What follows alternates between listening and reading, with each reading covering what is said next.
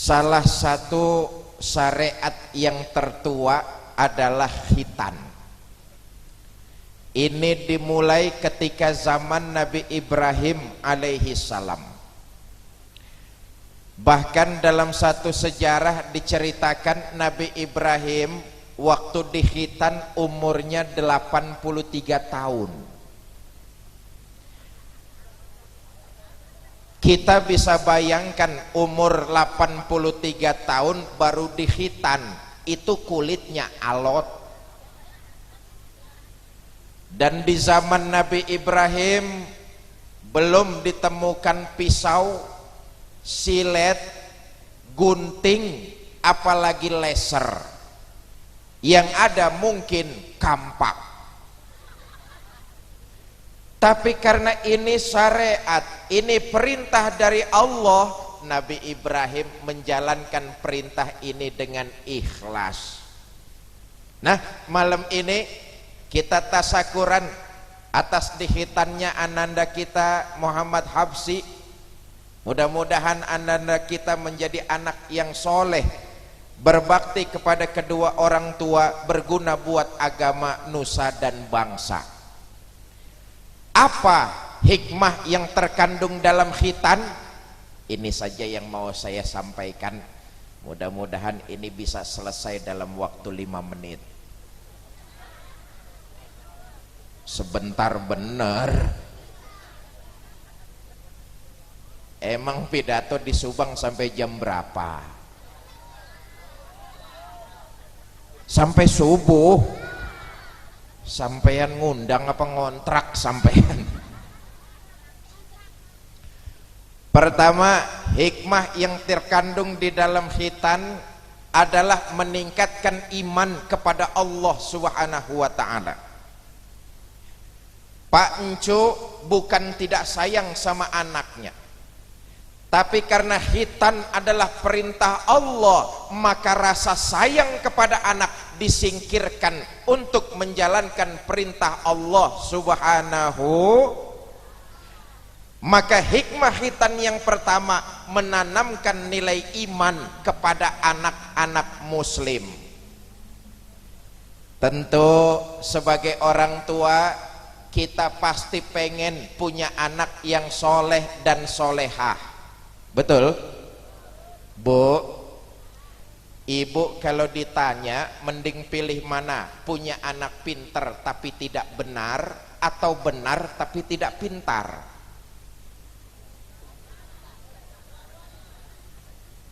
Idealnya pintar juga benar. Betul? Untuk pintar jawabannya ilmu pengetahuan. Untuk benar jawabannya nilai-nilai iman kepada Allah. Tapi kan di masyarakat kita, masyarakat lebih bisa menerima orang yang benar walaupun rada sedikit pintar. Sebagai rakyat misalnya, kita sudah capek dibohong-bohongin sama orang yang katanya pintar tapi sayang tidak benar. Apa buktinya? Loh, disuruh ngurusin hutan malah rame-rame jadi orang utan. Disuruh ngurusin beras malah nimbun beras. Disuruh ngurusin laut malah jadi bajak laut. Yang celaka disuruh ngurus hukum malah bikin hukum seperti pisau, tajam ke bawah tapi tumpul ke atas. Kalau rakyat miskin yang salah, hukum cepat-cepat ditegakkan. Tapi kalau yang kaya dan berkuasa salah, hukum sering pura-pura tidak tahu. Untuk pintar, jawabannya jelas ilmu pengetahuan. Untuk benar, jawabannya nilai-nilai iman kepada Allah Subhanahu wa ta'ala. Ini ehonya masih kurang enak nih, dikecilin sedikit Kang. Cek 1 2. Ehonya dipaihkan. Cek 1 2. Ya. Saya sampai mana tadi ngomongnya itu? Nah, malam ini berkaitan dengan khitan, saya titip pesan untuk selalu meningkatkan nilai iman kepada Allah Subhanahu wa taala. Bu, orang yang ngaku beriman kepada Allah dalam hidupnya tentu harus memperbanyak amal. Sebab sebagai seorang muslim kita yakin betul dan kita sadar betul dari mana kita datang, mau apa kita sekarang, dan kemana kita akan pulang. Semua kita pasti akan pulang kembali menghadap Allah Subhanahu wa taala. Betul? Mohon maaf, ini semua yang hadir di sini kan nih calon-calon jenazah nih.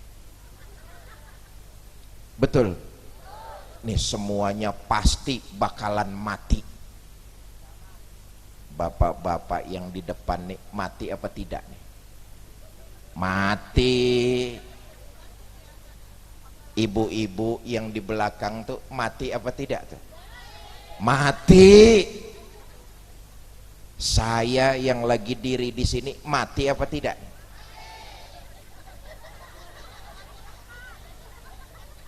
Sentimen. Loh, kalau kita yakin kita semua bakalan mati, hidup ini apa yang mau kita sombongkan? Betul. Kita sangka kita punya harta, memangnya kita punya apa sih? Kita sangka kita berkuasa, memangnya berapa lama jabatan kita sih? Kita sangka kita pintar, memangnya kita tahu apa? Enggak pakai sih. Kita sadar semua kita akan kembali menghadap Allah Subhanahu wa taala. Dan orang yang mengaku beriman hendaknya dalam kehidupan di alam dunia memperbanyak amal, memperbanyak ibadah. Saudara, jangan lupa nanti ketika jasad kita diusung orang ke liang lahat, yang mengiringi kita cuma 3.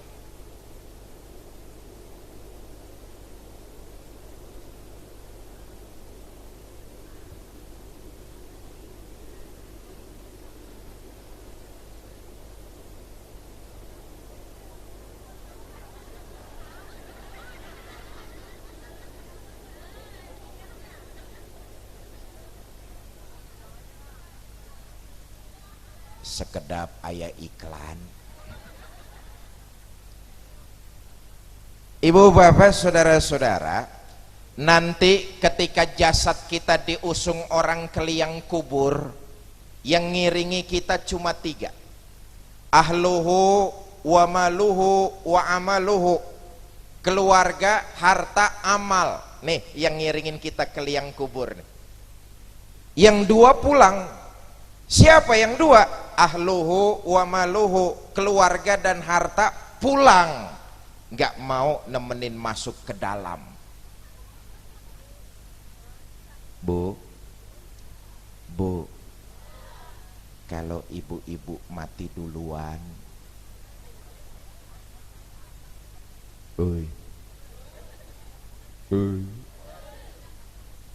mati duluan. Jangan harap suami mau nemenin masuk ke dalam. Apa suami nggak sedih ditinggal mati istrinya? Sedih. Apa suami nggak nangis? Nangis. Mata yang kanan, mata yang kiri mah melek nyari mana gantinya ini. Atur nuhun.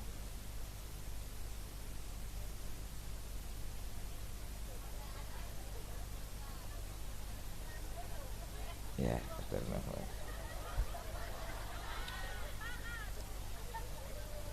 Enak pidato di sini banyak iklannya. Ibu bapak, saudara-saudara kaum muslimin yang berbahagia, saya kembali sebagai muslim, kita sadar betul kok semua kita akan kembali menghadap Allah. Mumpung saat itu belum datang, orang ngaku beriman dalam hidup hendaknya memperbanyak ibadah. Iyalah, kalau mau bercermin dari umat-umat terdahulu, itu memang umurnya panjang-panjang. Nabi Adam alaihi salam umurnya 2000 tahun. Umatnya ya kira-kira umurnya 2000 tahun. Nabi Nuh alaihi salam umurnya 850 tahun. Umatnya ya kira-kira umurnya 850 tahunan. Junjungan kita Nabi besar Muhammad sallallahu alaihi wasallam, beliau wafat umurnya 63 tahun. Kita umat Nabi Muhammad pasti umurnya enggak jauh-jauh dari umur Nabi. Makanya yang malam ini umurnya 62 tahun 11 bulan. Banyak-banyak makan yang enak sudah itu.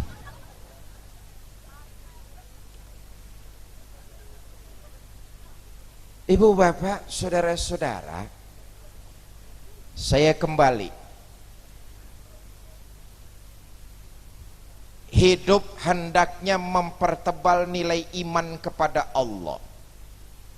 Sebab sekarang ini Pak, Bu,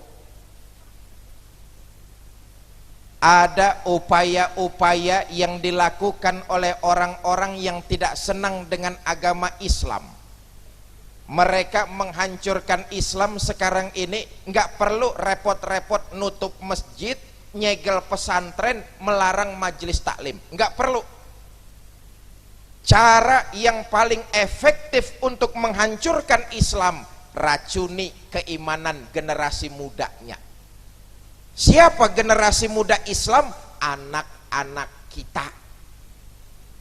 Bagaimana cara meracuni keimanan generasi muda Islam? Pertama, tanamkan di hati anak-anak muda Islam untuk punya sifat malu beragama. Ini terbukti loh sekarang. Ditanamkan sifat malu beragama. Baca Quran malu, sekolah di madrasah malu, masuk pesantren malu,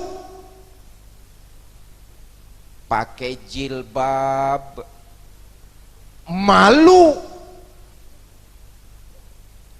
menggunakan nama yang berbau Islam malu. Bapaknya ngasih nama bagus bener, Ibrahim. Lantaran pengen ngetop, namanya dipotong jadi Bram. Ah, itu kan cuma sekedar nama Pak. Iya, mula-mulanya memang nama. Dari nama pindah ke pergaulan. Coba lihat, waktu namanya Ibrahim, berteman dia dengan Hasan, Mahmud, Husain, Farhat, nggak pakai Abbas. Begitu namanya diganti jadi Bram, masa Bram temennya sama Soleh, nggak nyetel. Bram itu temennya Blacky. Mula-mula nama, dari nama pindah ke pergaulan, dari pergaulan pindah ke pakaian. Ayo lihat, anak-anak kita sekarang ini kan korban model, korban iklan, korban pakaian. Saya pikir enggak di desa, enggak di kota, pengaruh televisi membawa iklan yang macem-macem. Dan itu sampai ke kampung-kampung kita. Salah satu contoh, lihat anak-anak kita yang perempuan tuh korban pakaian. Anak perempuan sekarang berani-berani bener kemana-mana cuma pakai celana pendek. Betul? Bu, saya pernah di Jakarta Pak, Bu, mau berangkat ngaji, di depan saya ada anak perempuan ABG naik motor sendirian pakai celana pendek. Maaf, dari belakang kan kelihatan banget belahan tunggirnya.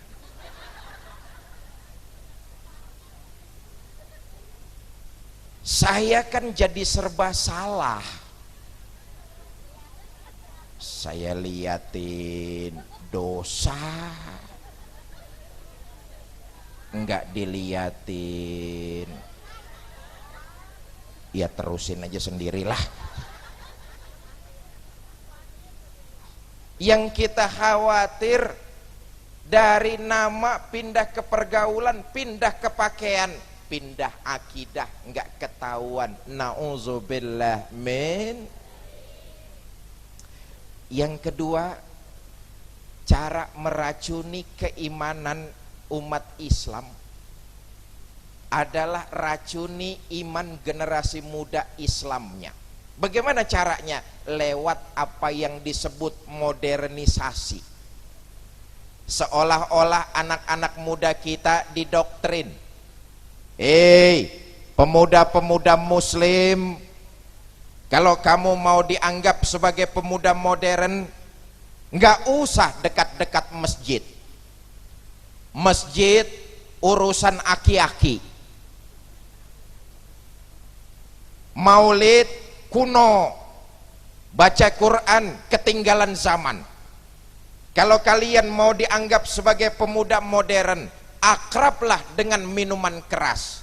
Makin kamu mabok, makin dianggap sebagai pemuda modern. Nauzubillah min. Maka malam ini saya ingin titip pesan kepada adik-adik saya, para remaja, para pemuda muslim. Ini desa apa nih?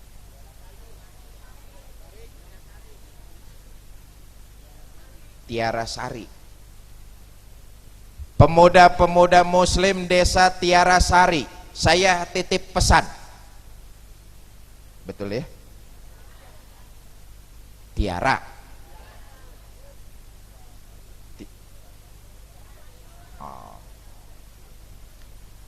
Para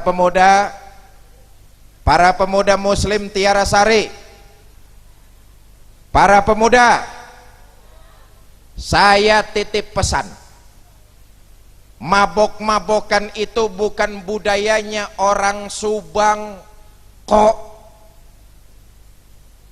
Para pemuda, mabok-mabokan itu bukan budayanya umat Islam kok. Para pemuda, mabok-mabokan itu bukan budayanya bangsa Indonesia. Lah, mabok-mabokan itu budayanya orang kafir. Orang kafir mabok pantas. Coba lihat orang kafir, namanya juga bagus-bagus, Kang.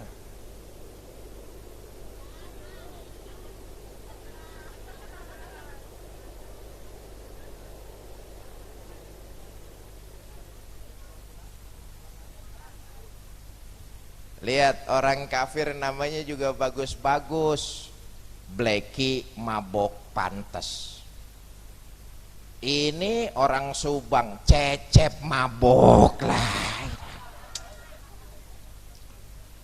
Kalau Bleki mabok si pantes, makanannya enak-enak. Hamburger, McDonald, hotdog dimakan. Mabok begitu muntah yang keluar keju.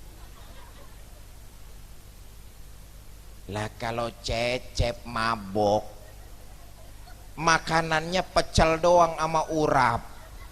Begitu muntah, saya yakin yang keluar toge itu. Awas, hati-hati adik-adikku, para pemuda, para remaja muslim. Jangan korbankan masa depan yang sudah pasti hanya untuk kesenangan sesaat saja.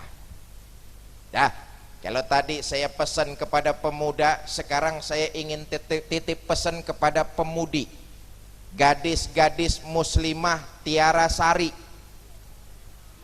Kiara Sari. Para gadis-gadis muslimah Kiara Sari, saya titip pesan. Para gadis yang nenek-nenek jangan nyaut, udah expired ikut-ikut nyaut. Gadis-gadis muslimah Kiara Sari, saya titip pesan, boleh nyontoh perempuan lain, boleh, tapi contoh yang baik-baiknya saja, jangan contoh yang jelek-jeleknya. Maaf Pak, kadang-kadang kan perempuan kita enggak nyontoh perempuan barat pakai kaos yang pusernya kelihatan. Puser apa bahasa Kiara Sarinya? Budal. Oh.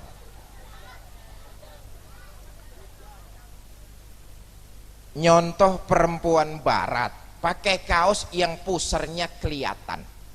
Perempuan barat pakai kaos yang pusernya kelihatan sih pantes. Kenapa pantes? Pertama, kafir. Yang kedua, memang kulitnya rada mulus. Lah eta awewe Kiara Sari pakai kaos yang bujalnya kelihatan, sudah bodong burik lagi. Innalillahi wa inna ilaihi. Ibu bapak, saudara-saudara kaum muslimin yang saya hormati, orang yang beriman otomatis dalam hidupnya memperbanyak ibadah. Dan jangan lupa, ibadah yang kita kerjakan bukan untuk menyenangkan Allah. Ibadah yang kita lakukan bukan untuk menggembirakan Allah.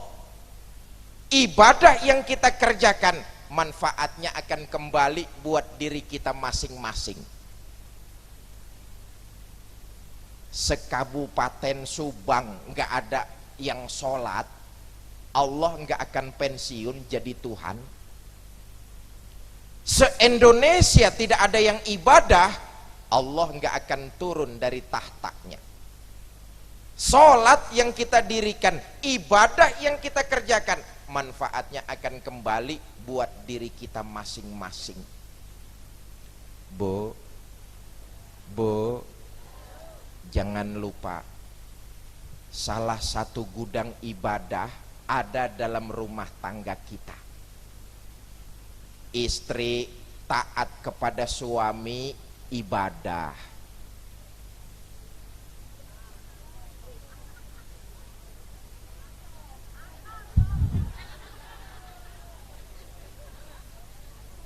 Bu,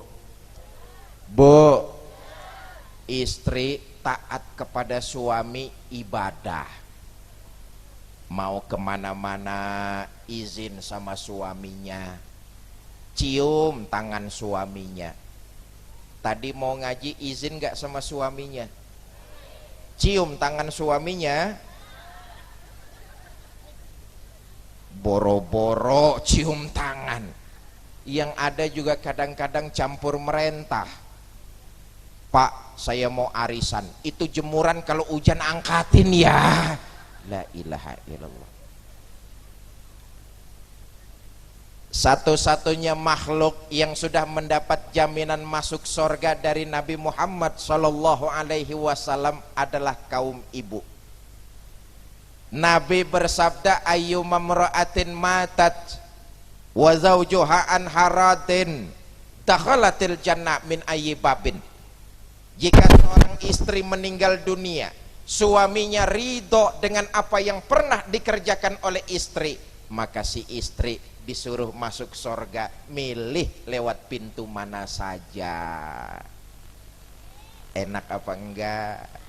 Saya tanya, ibu mau masuk surga? Mau masuk surga? kuncinya ridho suami. Sekarang saya tanya bapak-bapaknya. Sekarang saya tanya bapak-bapaknya. Pak, saya tanya, kira-kira kalau istrinya meninggal dunia ridho apa tidak?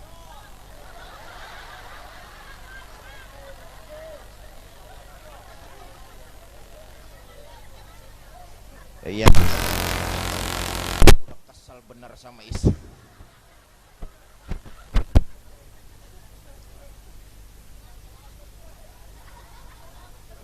Tapi biar bagaimanapun Pak, kita ini kaum bapak harus mengakui.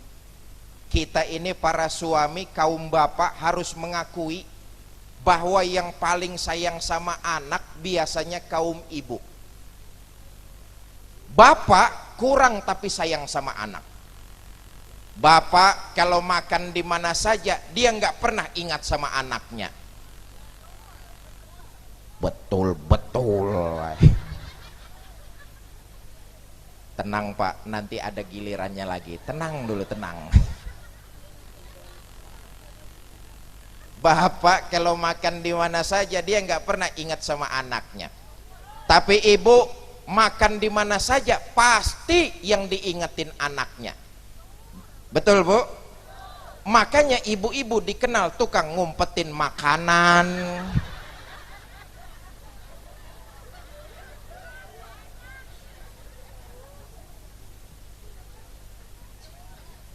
Mudah-mudahan yang hadir di sini nih istri-istri solehah semua, calon-calon penghuni sorga. Apalagi saya lihat ibu-ibunya yang hadir nih, walaupun sudah jam 12 lebih, ya Allah cantik-cantik semua. Saya yakin pakai bedaknya macem-macem. Ada yang pakai bedak Maybelline, Revlon, pipa, paralon.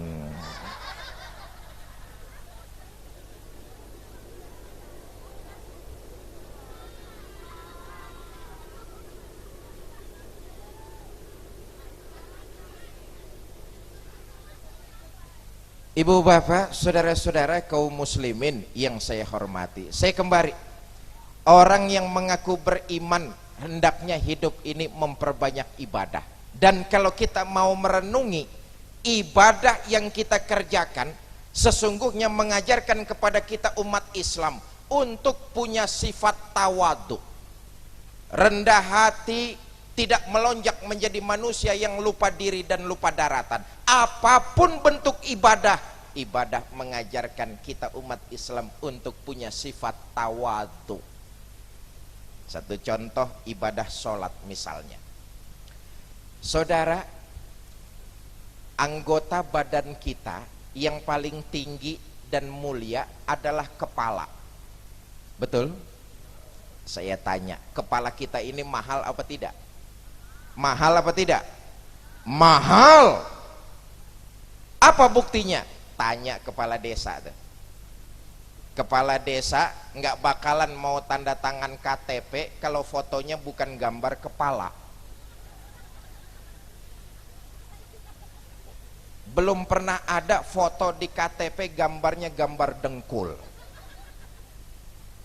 Ayo kita lihat anggota badan yang begini tinggi, mulia dan mahal, begitu sujud menghadap Allah, adanya sama persis dengan anggota badan kita yang paling bawah, telapak kaki. Betul? Loh, kalau gitu apa yang mesti kita sombongkan dalam hidup ini? Sholat yang prinsip mengajarkan kita untuk punya sifat tawadu. Kata Nabi begini, awwalu ma yuhasabu bihil abdu yaumal qiyamah as-sholah. Amalan pertama yang bakal ditanya di akhirat nanti adalah sholat. Dan sholat merupakan ciri dari pengikut Nabi besar Muhammad. Nanti di akhirat semua kita akan ditanya, Kamu siapa? Saya, Pak. Saya siapa? Saya umatnya Nabi Muhammad. Benar? Benar, Pak. Baik. Kalau kamu ngaku sebagai umat Nabi Muhammad, umatnya Nabi Muhammad itu cirinya rajin mendirikan sholat. Dulu waktu hidup di Subang, kamu pernah sholat? Pernah, Pak. Berapa banyak? Enggak banyak-banyak, Pak. Setahun cuma 2 kali.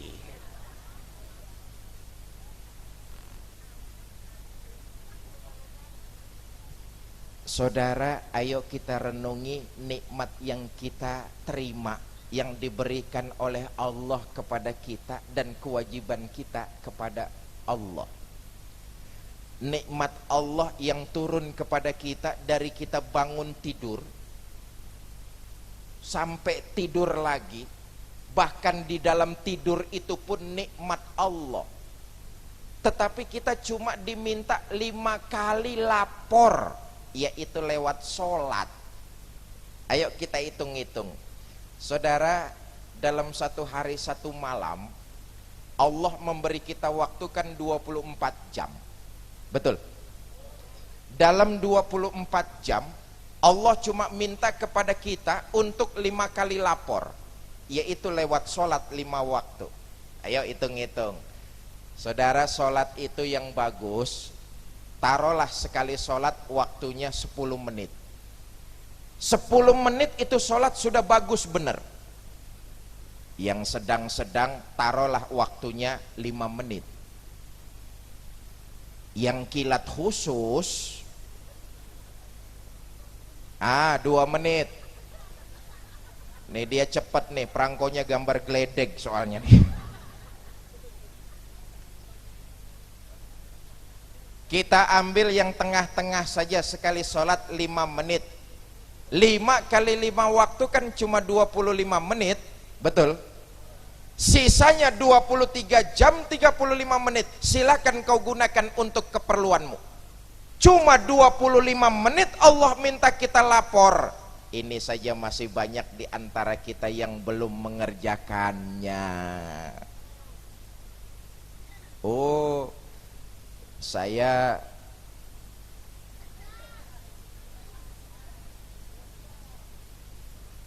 iya, ibu bapak yang di pinggir jalan, hati-hati, mobilnya dikasih lewat.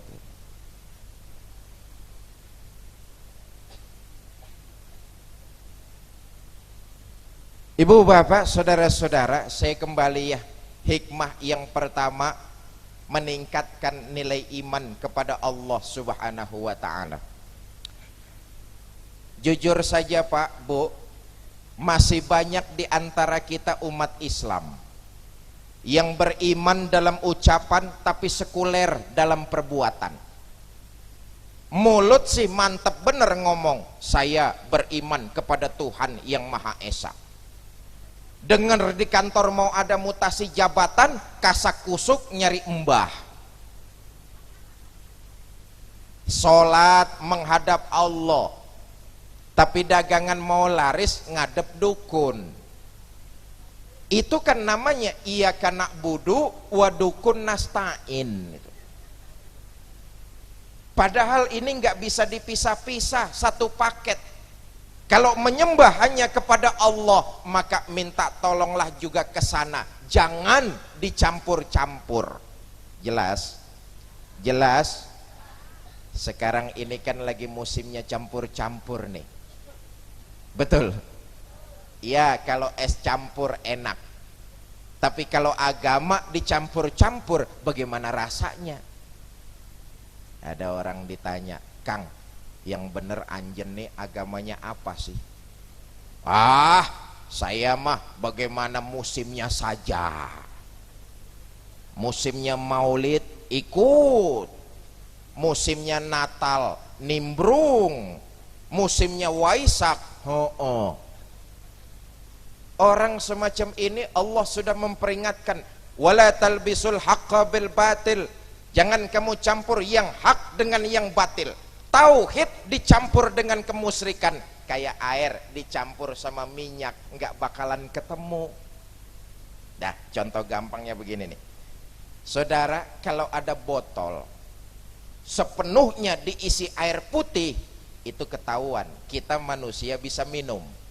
Betul. Kalau ada botol sepenuhnya diisi bensin, itu juga ketahuan motor bisa minum. Tapi kalau ada botol separuh diisi air putih, separuh diisi bensin, nah urusannya sudah mulai kacau dah.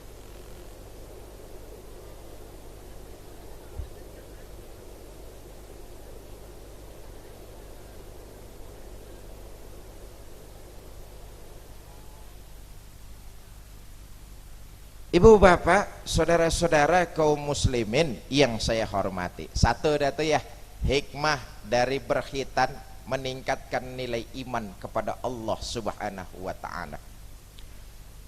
Pak Encuk bukan gak sayang sama Hasbi, sayang benar.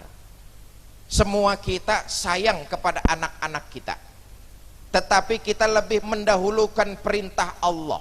Ini perintah Allah, nak. Apapun kepentingan kamu, apapun keperluan kamu, lebih dahulukan perintah Allah di atas kesenangan pribadi. Menanamkan nilai iman kepada anak-anak kita. Satu. Yang kedua, hikmah dari berkhitan. Sesungguhnya Pak Encu mengajarkan kepada Habsi untuk sebagai seorang muslim, apabila sudah dewasa nanti, jadilah orang yang mau berbuat dan berkorban, terlebih atas nama agama. Setiap kita umat Islam sudah diajarkan untuk mengalirkan darah sejak dini mungkin lewat proses khitan. Lihat, dalam berkhitan itu kan anak kita meneteskan darah, merasakan pedih, mengeluarkan air mata, dan kita sebagai orang tua juga merasa terenyuh. Pak Encu seolah-olah mengatakan kepada Habsi, Habsi, hidup ini adalah perjuangan, hidup ini keras, perjuangan, kamu harus kerja keras, peras keringat, banting tulang. Peras otak kamu, kerja keras, kalau perlu alirkan darah, nak.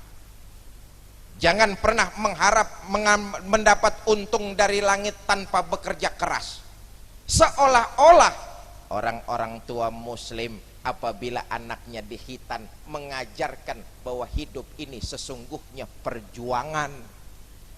Begitulah kita oleh orang-orang tua kita. Ketika kita dikhitan, sesungguhnya mereka mengatakan itu kepada kita. Hidup ini keras, nak. Kamu harus kerja keras, banting tulang, peras keringat. Jangan menunggu mengharap keuntungan yang datang dari langit tanpa harus peras keringat, kerja keras, dan banting tulang. Hidup bukan undian. Ibu bapak, saudara-saudara kaum muslimin yang saya hormati, dan ini sesuai dengan ajaran agama kita Islam. Lihat, Islam bukan agamanya orang pemalas yang begitu selesai sholat diam saja sambil menengadahkan tangan ke langit memohon rejeki yang datang dari langit tanpa harus melakukan dan berbuat apa-apa. Islam bukan agamanya orang pemalas. Hidup adalah perjuangan, perjuangan adalah pengorbanan. Oleh karena hidup adalah perjuangan, kerja keras, peras keringat, banting tulang. Maaf, sekarang ini banyak orang nggak berani menghadapi kehidupan. Apa buktinya? Gampang, lihat.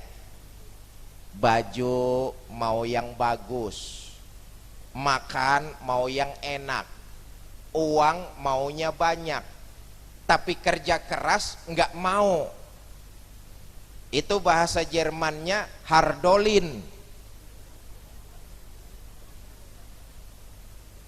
Islam bukan agamanya orang pemalas. Dari khitan kita sudah diajarkan hidup ini keras, nak.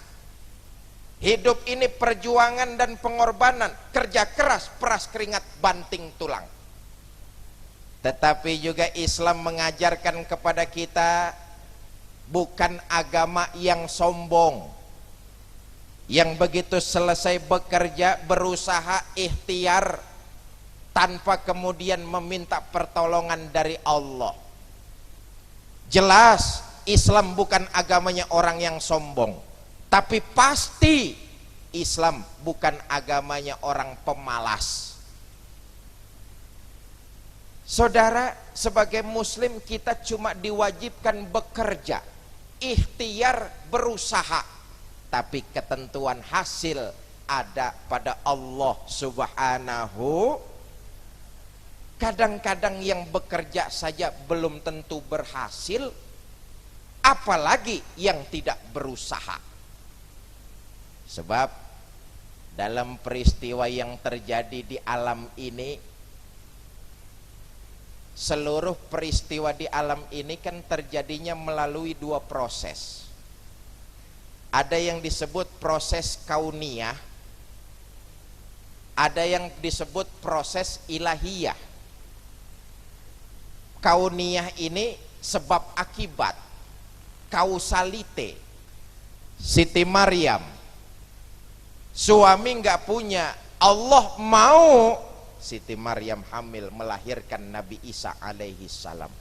Allah mau Siti Maryam hamil nggak punya suami. Kita sayangkan Pak, di Subang banyak perempuan yang nggak mau kalah sama Siti Maryam. Contoh lain, api itu kan sifatnya panas, betul? Tapi menurut Allah, api itu netral.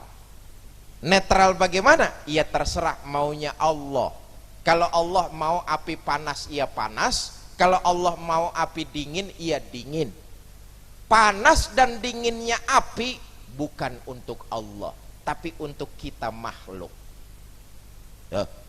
Waktu Nabi Ibrahim dilontarkan ke dalam kobaran api yang menggunung, Allah memerintahkan kepada api, ya naru kuni bardan wasalaman ala Ibrahim. Hai api, dinginlah kamu, selamatkan Ibrahim. Nabi Ibrahim keluar dari kobaran api, sekujur badannya sedikit pun tidak kebakar oleh api. Kenapa? Api tunduk maunya Allah.